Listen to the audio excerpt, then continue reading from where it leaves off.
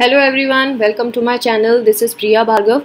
Today we are going to do a subsection of Unit 2. Unit 2 is from Block 4 MPCE 021, that is MAPC second year counseling psychology students. This video is for you guys.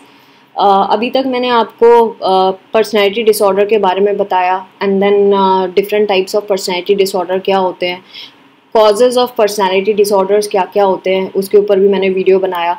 Then हमने clusters of personality disorder के बारे में जिक्र किया, जहां cluster ए cluster B मैं डाल चुकी हूं। आज हम क्लस्टर सी पर्सनैलिटी डिसऑर्डर के बारे में पढ़ेंगे।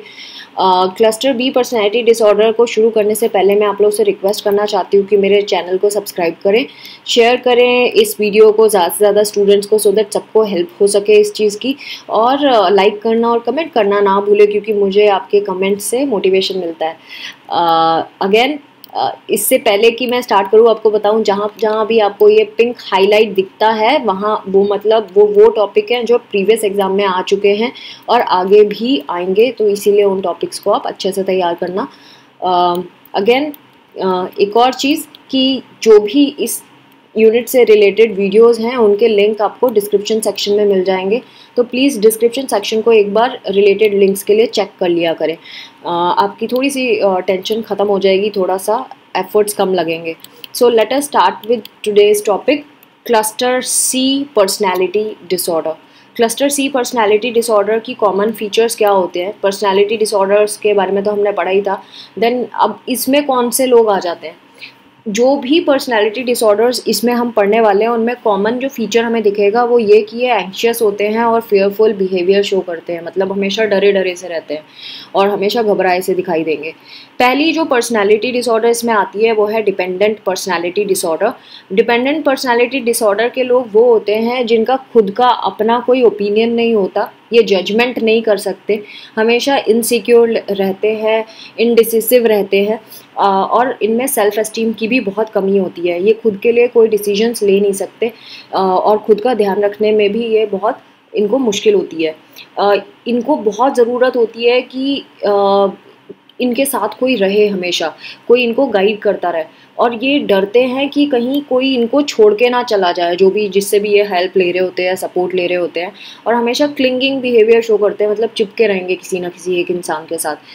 अब हम DSM-4 APA में कुछ ऐसे पॉइंट समझेंगे जो इन पर्सनैलिटी डिसऑर्डर में देखने के लिए मिलता है।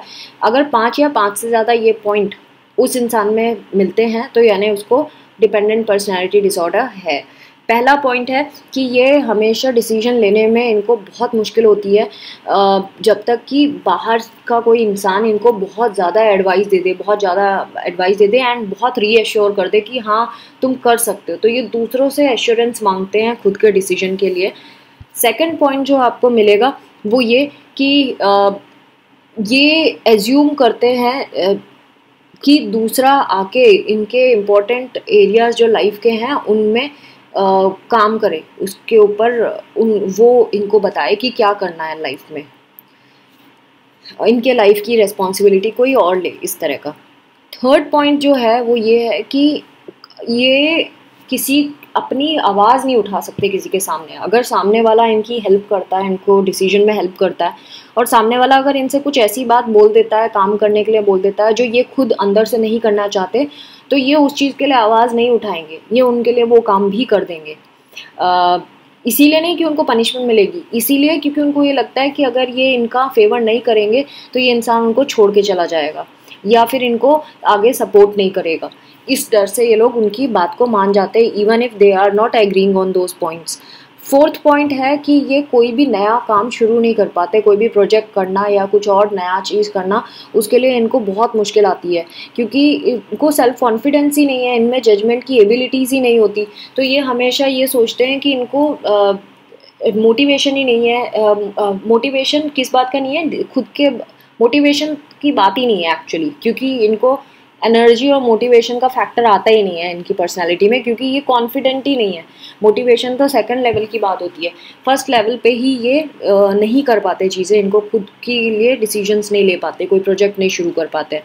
देन नेक्स्ट पॉइंट है इनका बहुत ज़्यादा अटेम्प्ट होता है कि दूसरों से इनको सपोर्ट मिल जाए, ये पूरी कोशिश करते हैं कि दूसरा आके इनको सपोर्ट करे।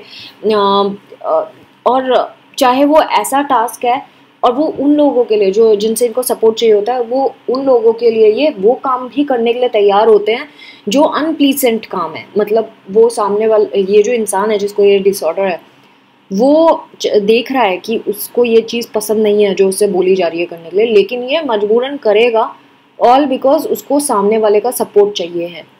इस तरह के काम ये हमेशा अनकंफर्टेबल और हेल्पलेस फील करते हैं अगर आप इनको अकेला छोड़ दें, और इनको डर रहता है कि ये खुद का ध्यान नहीं रख पाएंगे, इनकी ध्यान रखने के लिए कोई चाहिए है इनको। इस तरह के डरे डरे से पर्सनैलिटी, जैसे सीता गीता मूवी देखी होगी आपने, एक डरी डरी से पर्सनैलिटी होती है जो पिटती रहती है, सब कुछ करती रहती है, वैसा वैसी वाली। देन श्रीदेवी की भी चालबाज मूवी आई थी, उसमें भी एक कैरेक्टर ऐसे ही बताया था, डिपेंडेंट पर्सनालिटी वाला, जो दोनों जुड़वा सिस्टर्स होती हैं, तो उसको आप इमेजिन कर सकते हैं। दूसरी कोई भी रिलेशनशिप अगर उनकी है तो इनको हमेशा सपोर्ट चाहिए है कि क्लोज रिलेशनशिप इनकी इसीलिए ख़त्म भी हो जाती है क्योंकि ये उसमें भी कुछ कर नहीं सकते, उस रिलेशनशिप में भी कुछ ऐसा नहीं देते इनपुट कि इनकी रिलेशनशिप चल जाए। और अगर इनकी कोई रिलेशनशिप है, ख़त्म हो गई है सपोज इसी वजह से, तो ये एकदम से दूसरी रिलेशनशिप की तरफ भाग जाएंगे। मतलब ये अकेले रह ही नहीं सकते, इनको हमेशा दूसरी रिलेशनशिप या दूसरा कोई इंसान चाहिए उसको रिप्लेस करने के लिए। तो जैसे ही पहली रिलेशनशिप ख़त्म हुई है, दूसरी रिलेशनशिप में घुस जाते हैं एकदम से। ये बहुत ज़्यादा वरीड होते हैं इस बात को लेकर कि अगर ये अकेले रह गए तो इनका ध्यान कौन रखेगा, क्या होगा इनका। नेक्स्ट जो क्लस्टर सी में पर्सनालिटी डिसऑर्डर आता है वो है avoidant personality disorder. Again pink से हाईलाइट है, मतलब ये वो टॉपिक है जो एग्जाम पॉइंट ऑफ व्यू से इम्पॉर्टेंट है। अवॉइडेंट पर्सनालिटी डिसऑर्डर, जैसे कि नाम से पता चलता है, ये वो लोग होते हैं जो किसी भी सिचुएशन को अवॉइड करने की कोशिश करते हैं, ऐसी कोई भी सिचुएशन जो कोई कॉन्फ्लिक्ट पैदा कर सकती है। बिकॉज क्यों करते हैं, क्योंकि इनको लगता है कि अगर ये अवॉइड करेंगे सिचुएशन को तो ये रिजेक्शन नहीं फेस करेंगे, किसी का भी कोई इनको रिजेक्ट नहीं करेगा। वरना अगर ये इस चीज़ को फेस कर लेंगे तो हो सकता है इनको कुछ रिश्तों से हाथ धोना पड़ जाए। तो ये सबको खुश करने के चक्कर में अवॉइडेंट पर्सनालिटी हो जाते हैं और ये किसी भी सिचुएशन में घुसते नहीं हैं, अवॉइड करते हैं हर एक चीज़ को। चाहे इस चीज़ के लिए ये अकेले ही रहना पसंद कर देंगे अपनी सिचुएशन, और इस चक्कर में ये अपनी सिचुएशन को इतनी बुरी कर लेते हैं कि ये आइसोलेटेड हो जाते हैं, अकेले पड़ जाते हैं और कोई भी रिलेशनशिप बनाने में कतराते हैं। अगेन इसमें आप और भी चीज़ देखेंगे, ये लोग है ना लोगों के बीच में उठते बैठते नहीं है। जो अवॉइडेंट पर्सनालिटी डिसऑर्डर, नाम से पता चल रहा है अवॉइड करना, लोगों के बीच में उठते बैठते नहीं है। हमेशा इनएडिक्वेट फीलिंग रहती है इनके अंदर, ऑब्वियसली रहेगी, क्योंकि जब आप अपनी लाइफ का कुछ पोर्शन मिस कर रहे हैं, नहीं कर रहे हैं, तो ऑब्वियसली ऐसा होगा। क्रिटिसिज्म को लेकर ये बहुत ओवर सेंसिटिव होते हैं। अगर इनकी कोई बुराई कर दे, या बुराई तो नहीं एक्चुअली, कुछ बोल दे कि तुम्हारा ये काम थोड़ा और अच्छा हो सकता था या ये ऐसा है, इसको थोड़ा और, तो इनको बहुत ओवर सेंसिटिव होते हैं इस चीज़ को लेकर। अब हम DSM-4 ने APA ने ये बात बोली है कि 4 या 4 से ज़्यादा कोई पॉइंट नीचे दिए गए अगर अप्लाई होते हैं किसी की पर्सनैलिटी के लिए, तो इसका मतलब है कि उस इंसान को अवॉइडेंट पर्सनैलिटी डिसऑर्डर है। पहला पॉइंट है ये वर्क रिलेटेड एक्टिविटीज़ को अवॉइड करते हैं जहाँ पे ज़्यादा सोशल कांटेक्ट होना हो, क्योंकि इनको डर होता है कि इनको क्रिटिसाइज़ करेंगे लोग, रिजेक्ट कर देंगे या डिसअप्रूवल होगा। सेकंड, ये कोई भी चीज़ में इन्वॉल्व नहीं होना चाहते अनलेस इनको ये आप एश्योर कर दो कि तुम कुछ भी करोगे तुम्हें सब पसंद ही करेंगे। अगर आप ये गारंटी देते हैं कि आप हमेशा पसंद ही किए जाओगे चाहे कुछ भी कर दो, तो तब ये काम करेंगे, वरना विलिंग नहीं होते काम करने के लिए। हमेशा ये डरते हैं, एक्सेसिव शाइनेस होती है इनके अंदर, तो इनको ऐसा लगता है कि अगर ये इंटीमेट रिलेशनशिप में जाएंगे तो हो सकता है इनका क्रिटिसिज्म हो, इनको शर्म आएगी, या हो सकता है कोई इनके ऊपर कुछ ऐसा टॉन्ट कर दे कि इनको शर्म आ जाए। इसलिए इंटीमेट रिलेशनशिप में भी ये बहुत ज़्यादा शर्मीले किस्म के इंसान होते हैं। ये क्रिटिसिज्म को लेकर और रिजेक्शन को लेकर बहुत ज़्यादा कंसर्न्ड होते हैं सोशल सिचुएशन में ख़ास तौर से। और कोई भी नई सोशल सिचुएशन जब होती है तो हमेशा ये जाना नहीं चाहते उस सिचुएशन में, यानी कि कोई नई जगह पे आप उनको लेके जाना चाहते हो तो ये नहीं जाएंगे। क्यों नहीं जाएंगे? क्योंकि ये हमेशा अपने आप को इनएडिक्वेट फील करते हैं, इनको लगता है ये कंप्लीट है ही नहीं। जो इनका खुद को लेकर व्यू होता है, सेल्फ व्यू जो इनका होता है वो ये होता है कि ये इनकम्पिटेंट है, सोशली इनकम्पिटेंट है। इनको ऐसा लगता है ये सोशली लोगों के बीच में उठने बैठने लायक नहीं है। इनकी ये पर्सनली अपने आप को अनअपीलिंग मानते हैं, यानी वो इतने अच्छे नहीं दिखते कि उनको लोगों के बीच में जाना चाहिए। ये हमेशा अपने आप को इन्फीरियर मानते हैं और इसीलिए कोई भी रिस्क नहीं लेते और न्यू एक्टिविटीज़ करने की भी रिस्क नहीं लेते, क्योंकि इनको डर होता है कि इनकी बेइज्जती हो जाएगी। नेक्स्ट जो एक्टिविटी है वो एक्टिविटी नहीं, पर्सनालिटी डिसऑर्डर जो है जिसके बारे में हम बात करेंगे वो है ऑब्सेसिव कंपल्सिव पर्सनालिटी डिसऑर्डर, जो अगेन इसी का ही क्लस्टर सी में ही आता है। OCD भी कहते हैं इसे, ऑब्सेसिव कंपल्सिव डिसऑर्डर भी कहते हैं। तो OCD जो है इसमें ये वो लोग होते हैं, आप इसमें इन्होंने एक्चुअली हेडिंग गलत डाली हुई है, 7 नंबर दिया हुआ है, जबकि ये 7 नंबर नहीं है, ये अलग से हेडिंग से आना था, बट ये प्रिंटिंग फ्लॉ है तो आप ठीक कर लेना अपनी अपनी बुक्स में।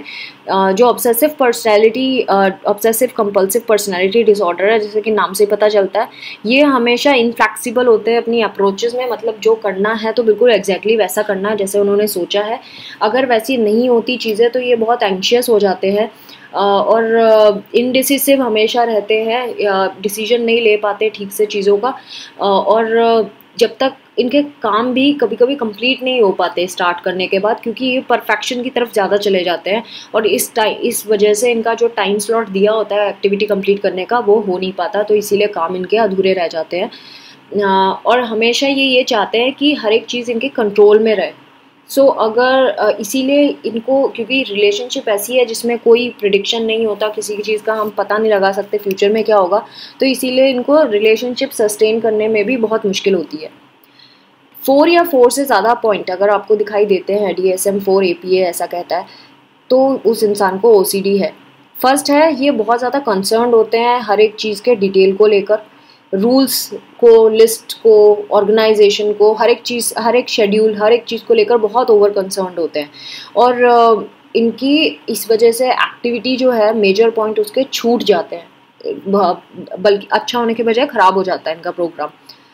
कोई भी प्रोजेक्ट इसीलिए कंप्लीट नहीं कर पाते क्योंकि ये बहुत ज़्यादा स्ट्रिक्ट हो जाते हैं स्टैंडर्ड्स को लेकर, कोई चीज़ कितना परफेक्ट होना है उसको लेकर एक्सट्रीम परफेक्शन की तरफ चले जाते हैं, इसीलिए ये प्रोजेक्ट कभी कभी कंप्लीट नहीं कर पाते हैं। थर्ड पॉइंट है, ये काम और प्रोडक्टिविटी को लेकर इतना ज़्यादा इम्पोर्टेंस और एम्फेसिस देते हैं कि जो इनकी लीजर एक्टिविटीज़ होती है या इनके फ्रेंडशिप वाला सर्कल होता है उसको ये डी वैल्यू कर देते हैं, यानी बिल्कुल इम्पोर्टेंस नहीं देते। सो ऑब्वियसली ये तो ठीक है, इस वजह से नहीं कि पैसा है उसमें, बस इनका नेचर ही ऐसा होता है कि काम को ज़्यादा इम्पोर्टेंस देना और बाकी चीज़ों को कम इम्पोर्टेंस देना। ये ओवरली कंसर्न्ड होते हैं, ओवरली ऑर्गेनाइज्ड होते हैं ये लोग, और इनफ्लेक्सिबल भी आपको दिखेंगे। इवन एथिक्स को लेकर देख लो आप, वैल्यूज़ को लेकर देखो, हर चीज़ को लेकर बहुत स्ट्रिक्टली फॉलो करते हैं हर चीज़ को, नॉट बिकॉज वो रिलीजियस चीज़ है, उनका नेचर ही ऐसा होता है इसीलिए वो ऐसा करते हैं। अगेन कोई भी टूटी फूटी चीज़ें या ऐसी चीज़ जिसकी कोई वैल्यू नहीं है उसको ये फेक नहीं पाते, इवन इफ उस चीज़ से कोई इमोशनल वैल्यू अटैच्ड ही ना हो। जैसे कि हम जनरली पुरानी चीज़ें कौन सी रखते हैं जिससे हमारी कोई यादें जुड़ी रहती है, अरे हम वहाँ घूमने गए थे इसलिए मैं इस चीज़ को रखना चाहती हूँ, या मेरी मम्मी ने दिया था इसलिए मैं रखना चाहती हूँ। बट ये लोग वो होते हैं जिससे कोई रिलेशन नहीं है, कोई चीज़, किसी कोई मेमोरी का कनेक्शन नहीं है, स्टिल वो लोग टूटी फूटी चीज़ों को अपने पास इकट्ठा करते रहते हैं। ये अगेन नेक्स्ट पॉइंट है कि ये बहुत ज़्यादा रिलेक्टेंट होते हैं कोई अपने काम को किसी और को देने के लिए, ये किसी और से शेयर नहीं करते अपने काम को, ये एग्जैक्टली उन्हीं लोगों से शेयर करते हैं जो इनके अकॉर्डिंगली कोई काम करके दे दे इनको, वरना ये खुद ही से काम करना पसंद करते हैं, इन्हें किसी का काम पसंद नहीं आता। और इनकी जो खर्च करने की स्टाइल होती है वो भी बहुत अजीब तरीके की होती है, खुद के लिए भी और दूसरों के लिए भी। मनी इनके लिए एक ऐसी चीज़ है जिसको ये इकट्ठा करना चाहते हैं और इसके लिए बहुत ज़्यादा इनको ऑब्सेशन होता है कि पैसे इकट्ठे करते जाओ, फ्यूचर में काम आएंगी इस तरह से। ये अगेन इनमें आपको रिजिडिटी दिखाई देगी, स्टबर्ननेस दिखाई देगी, बहुत रिजिड होंगे, बहुत स्टबर्न होंगे, इस तरह के लोग होंगे। नेक्स्ट जो पर्सनैलिटी डिसऑर्डर आता है इसमें वो है अगेन क्लस्टर सी के ख़त्म हो चुके हैं। अब क्लस्टर सी के जो हमने पढ़ने थे वो हमने पढ़ लिए। क्या क्या पढ़े हैं हमने? ऑब्सेसिव कंपल्सिव डिसऑर्डर पढ़ा है, हमने अवॉइडेंट पर्सनैलिटी डिसऑर्डर पढ़ा है, एंड देन हमने डिपेंडेंट पर्सनैलिटी डिसऑर्डर पढ़ा है। तो 3 इसके अंदर आ रहे हैं एंग्शियस एंड फेयरफुल बिहेवियर वाले में। ये सारे एंग्शियस होते हैं और डरे डरे से होते हैं। नाउ अब एक और पर्सनैलिटी डिसऑर्डर के बारे में इन्होंने बताया है जिसे बोलते हैं personality disorder not otherwise specified. इसका मतलब ये है कि जो इन तीनों क्लस्टर में नहीं आती, इन तीनों ग्रुप में ABC क्लस्टर में नहीं आती, उन डिसऑर्डर्स को आप कैसे डालोगे, किस में डालोगे? तो आपको अदर कैटेगरी में डालना होता है। और इसमें जब हम डायग्नोस करते हैं तो उसकी फंक्शनिंग को देख के करते हैं, और वो जो कैरेक्टरिस्टिक्स आप इनमें देखेंगे वो कैरेक्टरिस्टिक्स होंगे जो किसी और में आपको देखने के लिए नहीं मिलेंगे। ये जो ऊपर हमने क्लस्टर में पढ़ा है ना, उससे रिलेटेड नहीं होंगे वो कैरेक्टरिस्टिक्स, तो उनको हम अलग कैटेगरी में डाल देते हैं personality disorder not otherwise specified वाले। सो ये जो क्लिनिशियंस होते हैं ये इनको डायग्नोस जब करते हैं तो पर्सनैलिटी डिसऑर्डर्स जो DSM-4 क्लासिफिकेशन कौन सा ABC जो क्लस्टर है वो, उसमें अगर नहीं होते तो हम फिर इंडिविजुअली इनको डायग्नोस करते हैं, जैसे कि डिप्रेसिव पर्सनैलिटी डिसऑर्डर हो गया, पैसिव एग्रेसिव पर्सनैलिटी डिसऑर्डर हो गया, ऐसे। सो इट डजंट मीन कि इन तीनों क्लस्टर में आना चाहिए, इसके अलावा भी आ सकते हैं और उनका फिर सेपरेट नेमिंग होता है। और हेडिंग में हम लिखते हैं कि personality disorders not otherwise specified. तो friends this was all about cluster C. I hope आपको मेरे वीडियोस समझ आते होंगे, और अगर आते हैं तो प्लीज़ सब्सक्राइब करें मेरे चैनल को, शेयर करें मेरे वीडियोस को ज़्यादा से ज़्यादा स्टूडेंट्स को, सो दैट सबको इसका फ़ायदा हो सके। इसी इंटेंशन से मैंने लॉकडाउन पे शुरू किए थे ये वाला प्रोजेक्ट, और अभी भी मैं पूरे डेडिकेशन से आप लोगों के लिए लगी हुई हूँ। सो आप मुझे सपोर्ट करें, कमेंट करें और लाइक करें वीडियोज़ को, और ज़्यादा से ज़्यादा स्टूडेंट्स में स्प्रेड करें। यही मेरा पर्पस है वीडियोस बनाने का। So keep on watching. Thanks for watching. Take care of yourself. Be safe and bye bye.